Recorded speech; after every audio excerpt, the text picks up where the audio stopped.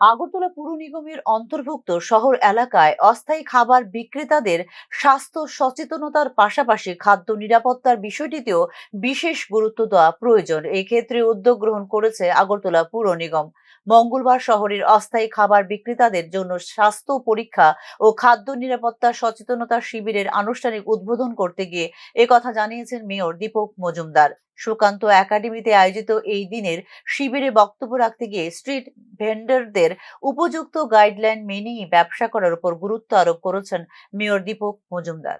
যারা street vending করেন বা স্ট্রিট ভেন্ডার এই ব্যবসার সঙ্গে যুক্ত আছেন, তারা আগে নিজেকে সুস্থ রাখতে হবে এবং তাদের মাধ্যমে যে খাবার শহরবাসী বা রাজ্যবাসীকে তুলে দেওয়া হয়, সেই খাবারগুলিও যাতে তাদের গুণমান এবং সেই ক্ষেত্রে তাদের বজায় রাখা তাদের একটা ডিউটির মধ্যে পড়ে।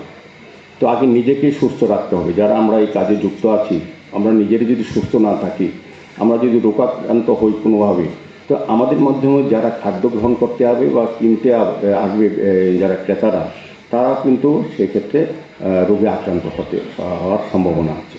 সেই কারণে স্ট্রিট ভেন্ডারদের একটা গুরুত্বপূর্ণ বিষয় হচ্ছে